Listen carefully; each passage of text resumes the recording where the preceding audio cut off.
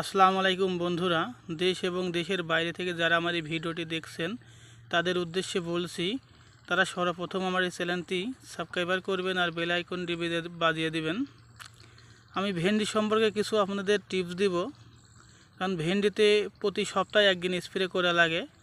আর যদি রোদের তাপমাত্রা বৃদ্ধি হয় তাহলে পরে 3 দিন পর পর স্প্রে করবেন, কারণ রোদের তাপমাত্রা বৃদ্ধি হলে পোকার আক্রমণ কিন্তু বেড়ে যায়। এজন্য আপনারা ভেন্ডিতে কি পোকা লাগে সেই পোকা সম্পর্কে আমি একটু বলছি আপনাদের। ভেন্ডিতে লাগে থিপস পোকা, ভেন্ডিতে লাগে লেদা পোকা, জ্যাসিস, অ্যাসিড আর অন্য বিভিন্ন পোকা। এসব পোকা একবারে দমন করতে হলে কি ওষুধ ব্যবহার করবেন আমি সেই ওষুধটি আপনাদের দেখিয়ে দিচ্ছি, আপনারা দেখেন। ঠিক আছে বন্ধুরা, এখানে 4টি ওষুধ আছে, সেই 4টে ওষুধ আমি দেখাচ্ছি। একটা কাটটাব, একটা রাউটার। কাটটাব হলো এটা সমস্ত গুড়ি পোকার কাজ করবে, আর রাউটার হলো আপনার কারেন্ট পোকার কাজ করবে।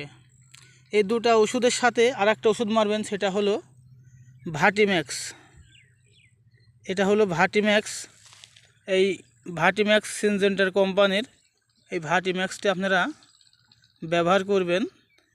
প্রতি 16 লিটার পানিতে 16 মিলি করে ব্যবহার করবেন প্রতি ঢোপে। আর ওর সাথে আরেকটি ওষুধ, সেটা হলো এটা হলো ভলিউম ফ্লেক্সি। প্রতি 16 লিটার পানিতে 8 মিলি ব্যবহার করবেন। এটা ব্যবহার করলে কিন্তু লেদা পোকা থাকবে না, অগত আপনার টেনশন মুক্ত সবসময় থাকবেন, একটি লেদার পোকা ভুঁয়ে থাকবে না। আপনারা এই ওষুধগুলো প্রতি 3 দিন 4 দিন পর পর ব্যবহার করবেন।